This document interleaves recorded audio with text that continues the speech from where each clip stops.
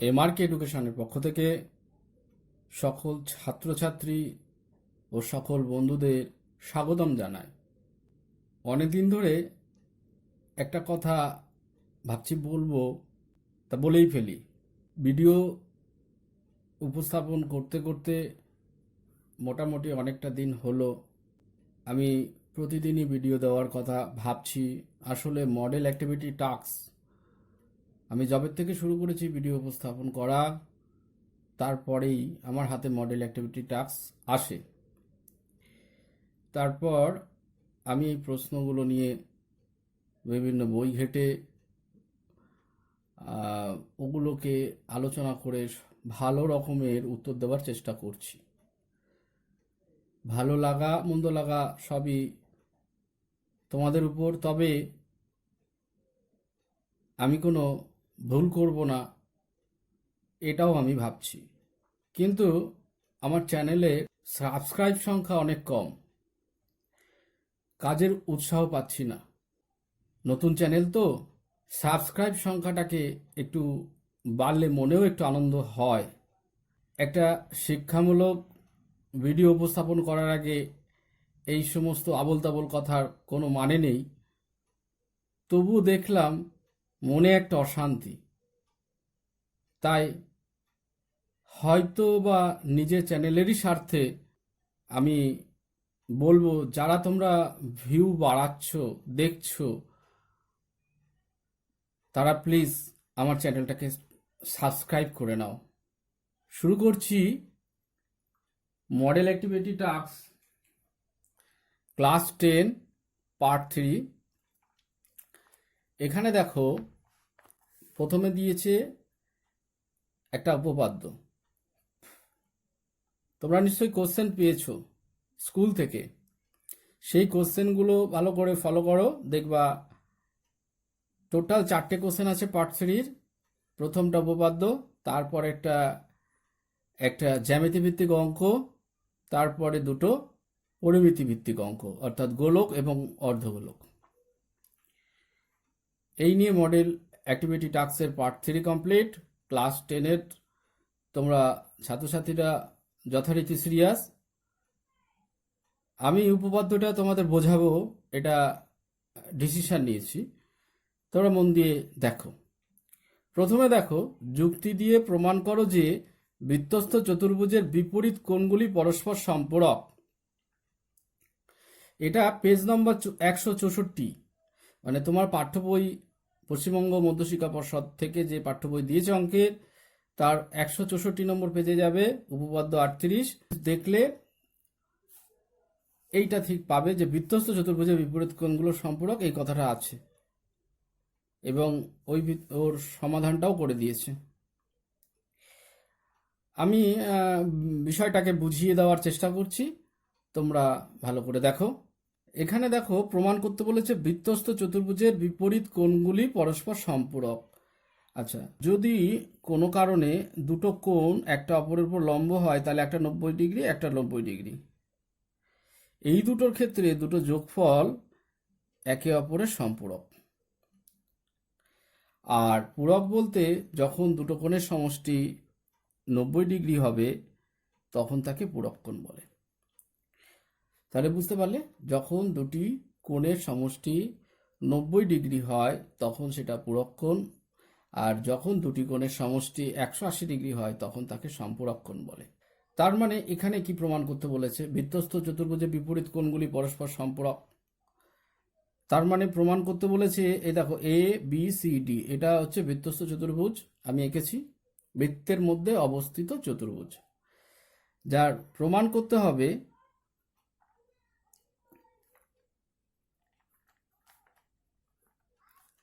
এই কোণটা বিপরীত কোণ এটা, তাই তো? এই দুটো কোণের সমষ্টি তাহলে কি হবে? সম্পূরক। সম্পূরক বলতে 180 ডিগ্রি, যে সম্পূরক বলেছে। তাহলে কোণ এ বি সি প্লাস কোণ A D C is equal to 180 degree, এটা 1 নম্বর। তা চতুর্ভুজের বিপরীত কোণ তো এক জোড়া নয়, আর এক জোড়া আছে। এখানে দেখো একটা কোণ, এখানে একটা কোণ, এই দুটো কোণের সমষ্টিও কত হতে হবে? 180 ডিগ্রি হতে হবে। তাহলে এবং কোণ বি এ ডি প্লাস কোণ B C D is equal to 180 degree. এটা 2 নম্বর প্রমাণ করতে হবে। এই দুটো প্রমাণ যদি করে ফেলতে পারি তাহলে উপপাদ্যটা প্রমাণ হয়ে যায়।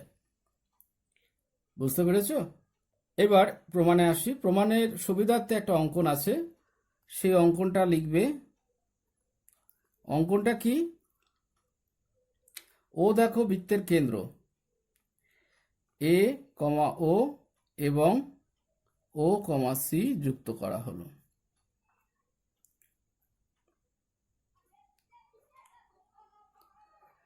এবার দেখো এখানে বিভিন্ন দুটো বৃত্তচাপের কল্পনা করব। দুটো বৃত্তচাপের উপর দুরকম ভাবে কেন্দ্রস্থ কোণ পাবে। আর এডিসি হচ্ছে বৃত্তস্থ কোণ আর এবিসি হচ্ছে বৃত্তস্থ কোণ। এটা কিরকম ভাবে হবে আমি প্রমাণ দিয়ে বোঝাচ্ছি। তাই আমি স্টার্ট করি প্রমাণ।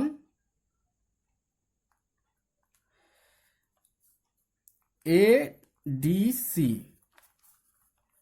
বৃত্তচাপের উপর অবস্থিত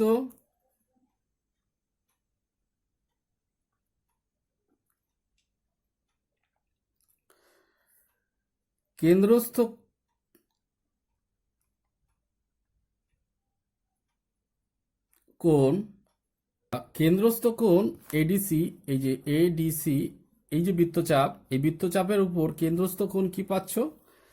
এই যে এই কোণটা পাচ্ছ, প্রবৃদ্ধ। প্রবৃদ্ধ ব্যাপারটা বোঝো তো?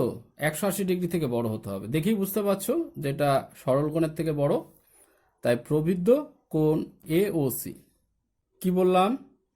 এডিসি বৃত্তচাপের উপর অবস্থিত প্রবৃদ্ধ কোণ হচ্ছে এ ও সি, এই কোণটা। এটা কি 180 থেকে বড়, তার জন্য প্রবৃদ্ধ হলো। আর বৃত্তস্থ কোণ কি পাচ্ছ? এইটা, এই যে এই কোণটা এবিসি, কোণ এবিসি। ওকে, তাহলে কি বললাম? এডিসি বৃত্তচাপের উপর অবস্থিত কেন্দ্রস্থ কোণ প্রবৃদ্ধ এ ও সি এবং বৃত্তস্থ কোণ এবিসি। এই কেন্দ্রস্থ কোণ আর বৃত্তস্থ কোণের মধ্যে একটা সম্পর্ক আছে, জ্যামিতিক সম্পর্ক। সেটা কি? কেন্দ্রস্থ কোণ পরিধিস্থ কোণ বা বৃত্তস্থ কোণের দ্বিগুণ, তাই তো?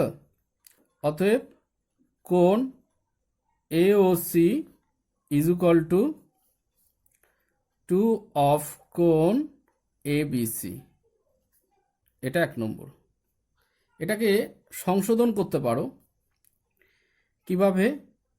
ABC is equal to half কোণ এ ও সি। এটা 1 নম্বর না দিয়ে এটাকে 1 নম্বর দাও। তাহলে কি দাঁড়ালো? এডিসি বৃত্তচাপের উপর অবস্থিত কেন্দ্রস্থ কোণ হচ্ছে প্রবৃদ্ধ এ ও সি এবং বৃত্তস্থ কোণ এবিসি। কেন্দ্রস্থ কোণ পরিধিস্থ কোণের দ্বিগুণ হয়, তাহলে অতএব লিখতে পারি কোণ এ ও সি, মানে এটা হচ্ছে তোমার প্রবৃদ্ধ এ ও সি, আর ইজ ইকুয়াল টু 2 কোণ এবিসি মানে বৃত্তস্থ কোণ। এবার 2 এবিসি যদি এপাশে আনো ইজ ইকুয়াল টু এওসি হচ্ছে, তাহলে এবিসি ইজ ইকুয়াল টু 2টাকে ওপাশে চলে গেলে হাফ এওসি। বোঝা গেল? এবার লিখতে হবে এবং এবিসি বৃত্তচাপের উপর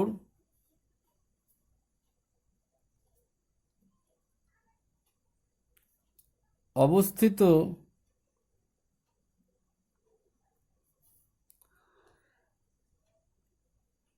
কেন্দ্রস্থ কোণ এই এবিসি বৃত্তচাপের উপর কি অবস্থিত? দেখো কেন্দ্রস্থ কোণ খুঁজে পাচ্ছ, এ ও সিটাই পাচ্ছ, কিন্তু এটা প্রবৃদ্ধ নয়। আর বৃত্তস্থ কোণ এবং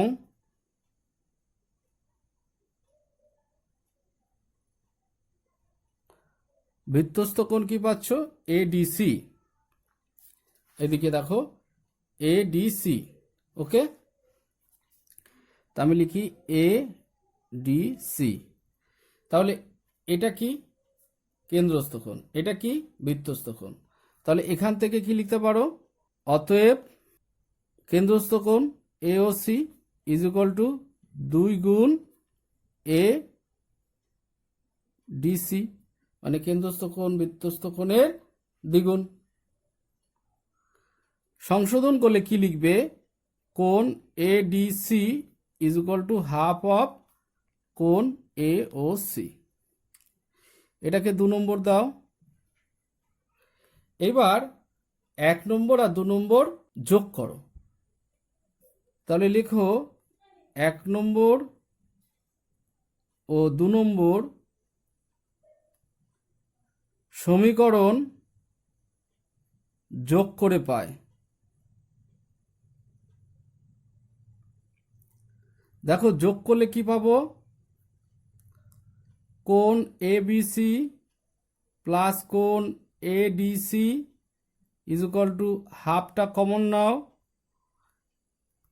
কোণ এওসি প্লাস এটা যে কোণ এওসি, দুটোই এওসি পাচ্ছ। কিন্তু এখানে এই কোণটা হচ্ছে প্রবৃদ্ধ, প্রবৃদ্ধ এওসি, কিন্তু এটাই প্রবৃদ্ধ নয়।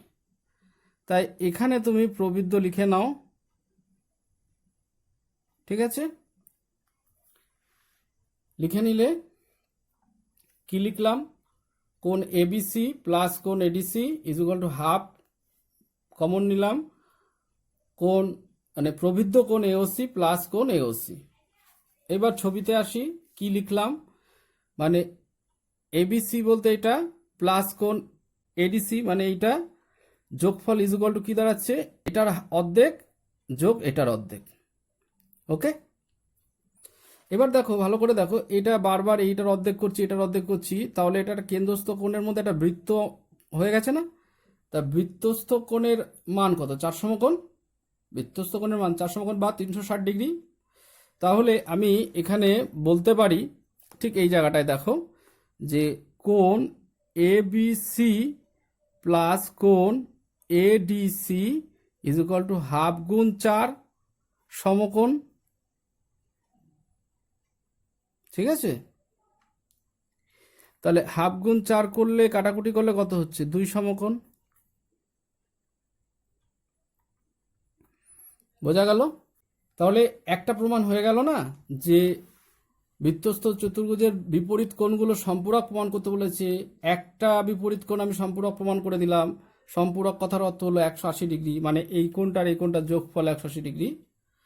এইবারে তুমি অনুরূপভাবে কোণ ডিএবি প্লাস কোণ ডিসিবি এটার মানও 2 সমকোণ বার করতে পারো। মানে ডিএবি ও ডিসিবি এই দুটো কোণের সমষ্টি 2 সমকোণ প্রমাণ করতে পারো অনুরূপভাবে। বুঝতে পেরেছো কিভাবে অনুরূপভাবে প্রমাণ করবে? ঠিক এইভাবে, যেমন একটা অঙ্কন করেছো, এ ও সি যুক্ত করেছো, তুমি ডিও ও বি যুক্ত করে নেবে, তাহলেই তুমি ওই অনুরূপভাবে প্রমাণ করতে পারবে। তা একভাবে প্রমাণটা দেখিয়ে দিলে আর একভাবে প্রমাণটা দেখানোর কোনো প্রয়োজনীয়তা নেই, তুমি অনুরূপভাবে লিখে এটা প্রমাণ করে দিতে পারো। তাহলে কি তুমি প্রমাণ করতে পারলে নিশ্চয়ই বৃত্তস্থ চতুর্ভুজের বিপরীত কোণগুলো পরস্পর সম্পূরক। বুঝতে পেরেছো? 2 নম্বর অঙ্কটা দেখো, দুটি বৃত্ত পরস্পরকে সি ও ডি বিন্দুতে ছেদ করে। ডি ও সি বিন্দুগামী দুটি সরলরেখা একটি বৃত্তকে যথাক্রমে এ ও বি বিন্দুতে এবং অপর বৃত্তকে ই ও এফ বিন্দুতে ছেদ করে। কোণ ডিএবি এর মান 75 ডিগ্রি হলে কোণ ডিইএফ এর মান নির্ণয় করো। তাহলে এটা কিভাবে আমি করব, এই সমাধানটা আমি কিভাবে করব আমি ক্লিয়ার করি। এখানে ছবিটা তোমাদের প্রশ্নে দিয়ে দিয়েছে, আমি সেইভাবে ছবিটা এঁকেছি। এই যে হচ্ছে ডি আর এই যে সি, ঠিক আছে। দেখো দুটো বৃত্ত, এই বৃত্তটা আর এই বৃত্তটা পরস্পর এই ডি এবং সি বিন্দুতে ছেদ করেছে। এবার ডি বিন্দু দিয়ে একটা সরলরেখা প্রথম বৃত্তের পরিধির একটা বিন্দুতে এ বিন্দুতে যুক্ত করেছে, আর ডি বিন্দু দিয়ে অপর একটা বৃত্তের পরিধির ই বিন্দুতে ছেদ করেছে। এ ডি ই একটা সরলরেখা দেখতে পাচ্ছ, আর অনুরূপে বি সি এফ একটা সরলরেখা দেখতে পাচ্ছ, ঠিক আছে। কোণ বিএডি এর মান 75 ডিগ্রি বলে দিয়েছে, আমাকে ডিইএফ বলতে এই যে ডিইএফ এই কোণের মানটা কত এটা বার করতে বলেছে। খুব সহজ। দেখো আমি এখানে একটা জিনিস বলতে পারি, যে বৃত্তস্থ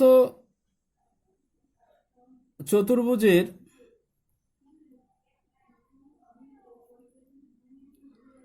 বিপরীত কোণ দ্বয়ের সমষ্টি সম্পূরক। সম্পূরক মানে 180 ডিগ্রি, তাই তো? তার মানে কোণ BAD প্লাস কোণ BCD is equal to 180 degree. Okay, তাহলে এই দুটো কোণের সমষ্টি 180 ডিগ্রি তুমি পেলে। এই যে এই কোণটার সমষ্টি সি যদি যুক্ত করি তাহলে এখানে একটা কোণ পাচ্ছ BCD। এই কোণটা আর এই কোণটার যোগফলটা হচ্ছে 180 ডিগ্রি। তাহলে এক্ষেত্রে BADর মান কত? 75 ডিগ্রি। আর কোণ BCD is equal to 180 degree. তাহলে অতএব কোণ BCD ইজ ইকুয়াল টু 180 বিয়োগ 75 হচ্ছে তোমার কত? 105 ডিগ্রি। বুঝতে পারছো? তাহলে এই কোণটা হচ্ছে 105 ডিগ্রি। এবার দেখো BCF একটি সরল রেখা, তাই তো? যার কোণ BCF ইজ ইকুয়াল টু কত দাঁড়াচ্ছে? 180 ডিগ্রি। সরল রেখার কোণ কত? 180 ডিগ্রি হয়তো, মানে এই পুরো কোণটা। তাহলে যেখানে কোণ BCD হচ্ছে তোমার 105 ডিগ্রি, তাই না? 105 ডিগ্রি হলে DCF কত? অতএব কোণ DCF এটার ভ্যালুটা কত দাঁড়াচ্ছে? পুরোটা তো পুরোটা অর্ধবৃত্ত, যার মান একটা কোণ হচ্ছে 105 ডিগ্রি, তাহলে অপরটা হবে 180 বিয়োগ 105, কারণ অর্ধবৃত্তের মান কত? 180 ডিগ্রি। তাহলে কত দাঁড়াচ্ছে? 75 ডিগ্রি। বুঝতে পেরেছো? তাহলে এইটা যদি 75 ডিগ্রি হয় তাহলে এই কোণের সম্পূরক কোণ কোনটা? এটা, অর্থাৎ DEF। তাহলে বলতে পারি অতএব কোণ DCF প্লাস কোণ DEF is equal to 180 degree, যার মধ্যে DCF is equal two 75 degree. তাহলে DCF যদি 75 ডিগ্রি হয়, আমি DCF এর জায়গায় 75 ডিগ্রি বসিয়ে দিলাম। কোণ DEF is equal to 180 degree. তাহলে অতএব কোণ DEF ইজ ইকুয়াল টু 180 বিয়োগ 75 degree is equal two 105 degree. Okay, 105 degree. DEF কোনটা? এই দেখো DEF, এইটার ভ্যালু কত দাঁড়াচ্ছে? 105 ডিগ্রি। তুমি পেয়ে গেলে। এই হচ্ছে তোমার উত্তর। 3 নম্বর অঙ্কটা দেখো, একটি গোলকের ব্যাসার্ধের দৈর্ঘ্য 50% বৃদ্ধি করলে বক্রতলের ক্ষেত্রফল শতকরা কত বৃদ্ধি পায় তা নির্ণয় করো।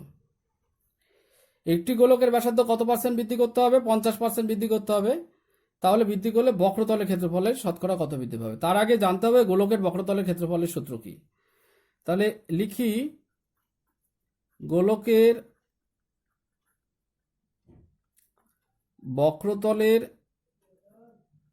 বক্রতলের ক্ষেত্রফল is equal to 4 pi r square. তাহলে বক্রতলের ক্ষেত্রফল হচ্ছে 4 পাই আর স্কোয়ার বর্গ একক। তো 4 পাই আর স্কোয়ার হলে গোলকের ব্যাসার্ধ কত দাঁড়াচ্ছে? গোলকের ব্যাসার্ধ সমান সমান আর একক।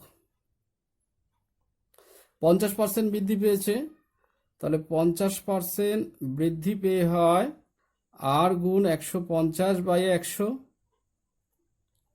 5 দিয়ে কাটো, 0 0 কাটলাম, 5 দিয়ে 3 5 15, 5 দুগুণে 10, 3r বাই 2 একক। সেক্ষেত্রে ক্ষেত্রফল হবে, মানে গোলকের ক্ষেত্রফল কি দাঁড়াবে? 4 পাই, এদিকে আরটা চেঞ্জ হয়ে হলো 3r বাই 2 তার হোল স্কোয়ার বর্গ একক, যেহেতু বৃদ্ধি হয়েছে, বৃদ্ধির পরে যে ক্ষেত্রফল। 4 পাই, এটা কত দাঁড়াচ্ছে 3 তিরিকে 9 আর স্কোয়ার বাই 4 বর্গ একক। এদিকে 4 4 কেটে গেল, তাহলে 9 পাই আর স্কোয়ার বর্গ একক। ঠিক আছে, 9 পাই আর স্কোয়ার বর্গ একক। যখন 50% বৃদ্ধি পেয়েছে তখন ক্ষেত্রফল হলো বৃদ্ধি পেয়ে 9 পাই আর স্কোয়ার, আর যখন বৃদ্ধি পায়নি পূর্বের ক্ষেত্রফল 4 পাই আর স্কোয়ার।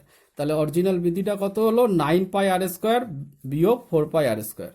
অতএব বৃদ্ধি 9 পাই আর স্কোয়ার বিয়োগ 4 পাই আর স্কোয়ার, অর্থাৎ 5 পাই আর স্কোয়ার বর্গ একক। বুঝেছো? এবার এর পার্সেন্টেজ বার করতে হবে, কতটা শতকরা বৃদ্ধি পেয়েছে। তাহলে তুমি কি লিখবে? 4 পাই আর স্কোয়ার বর্গ একক কে ক্ষেত্রফল বৃদ্ধি